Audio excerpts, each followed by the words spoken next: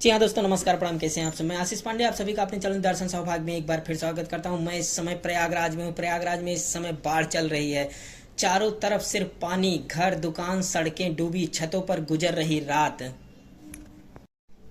जी हाँ, संगम नगरी प्रयागराज में बनारस की तरह पिछले 27 सालों से विशाल गंगा आरती का आयोजन हरिहर गंगा आरती समिति की ओर से किया जा रहा है।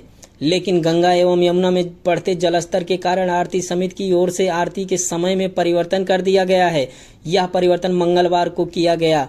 ऐसे में गंगा आरती में शामिल होने वाले भक्तों को यहाँ की आरती के समय और स्थान को जानना बहुत जरूरी है। हरिहर गंगा आरती समिति के संयोजक उमेश चंद्र ने बताया कि वह पिछले 27 सालों से रामघाट पर हो रही गंगा आरती के स्थान और समय में बदलाव किया गया है। यह आरती अब रामघाट से पहले बांध के पास प्रत्येक दिन शाम को 6:30 बजे कराई जाएगी। जब तक बाढ़ से यह क्षेत्र प्रभावित रहेगा तब तक आरती के समय और स्थान दोनों यही रहेगा। उन्होंने कहा कि भक्तों के लिए होने वाली यह गंगा आरती में कभी ब्रेक नहीं लगता। प्रत्येक दिन आरती अपने निर्धारित समय पर स्थान पर आयोजित कराई जाती है। इस आरती में बड़ी संख्या में देश भर के लोग शामिल होते हैं। संगम पर स्नान करने आने वाले भक्त स्नान करने के बाद शाम तक का गंगा आरती का इंतजार करते हैं। उन्होंने यह भी बताया कि जब वह सरकारी सेवा के कार्यरत थे तभी से ही गंगा की सफाई को लेकर लोगों को जागरूक करना शुरू कर दिए थे। प्रयागराज में रामघाट पर होने वाली गंगा आरती करने का उद्देश्य यहां आने वाले भक्तों को गंगा की साफ सफाई को लेकर जागरूक करना होता है। जैसे कि यहां आने वाले श्रद्धालु कम से कम पॉलिथीन का प्रयोग करें, यहाँ अपने कपड़े को साथ ले जाएं और गंगा के तट पर गंदगी ना फैलाएं। इस तरह गंगा के स्वच्छ जल में स्नान कर खुद को पवित्र करने वाले भक्तों की मनोकामना भी पूरी होती है और पवित्र संगम स्थल का स्वच्छ संदेश भी लोगों तक जाता है।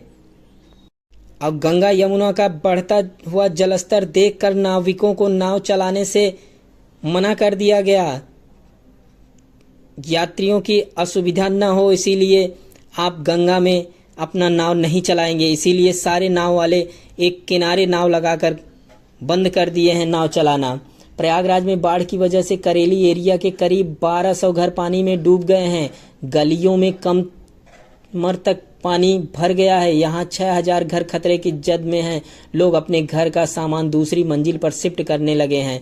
गंगा नदी का जलस्तर 1.45 सेंटीमीटर प्रति घंटे की रफ्तार से बढ़ रहा है। गंगा यमुना खतरे के निशान से फाफा में 5.82 मीटर, नैनी में 2.91 मीटर, छतनाग में 3.41 मीटर नीचे बह रही हैं।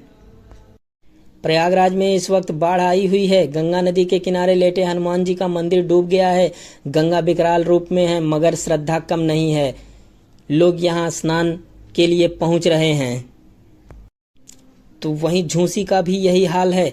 झूसी के इलाके में बदरा, सोनौटी सहित कई गांवों में बाढ़ का पानी घुस गया है। लोगों को घर तक पहुंचने के लिए घुटने तक पानी से गुजरना पड़ रहा है। दशाश्वमेध घाट, गंगा घाट पर बाढ़ का पानी सड़क पर आ गया है। काशी विश्वनाथ समेत अन्य मंदिरों में जल चढ़ाने के लिए कांवड़िया इसी घाट पर जल उठाते हैं। यहाँ पर बाढ़ के चलते सड़कें लबालब हो गई हैं। दुकानदार अपना सामान समेटकर दूर चले गए हैं।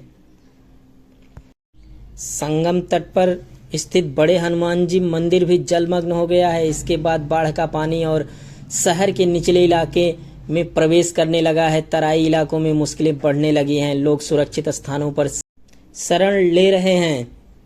गंगा पार और यमुना पार के इलाकों में बाढ़ का पानी भारी असर देखने को मिल रहा है। सुसर देरी नदी के उफान पर होने के कारण शहर के करेली इलाके के कई मोहल्ले, हजारों घरों में पानी घुस गया है। प्रयागराज में गंगा और यमुना उफान पर हैं। मध्य प्रदेश, राजस्थान और उत्तराखंड में हो रही भारी बारिश के चलते जलस्तर में तेजी से वृद्धि हो रही है। वहीं निचले इलाकों में घरों में पानी घुस जाने से लोग दूसरे स्थानों पर शरण ले रहे हैं।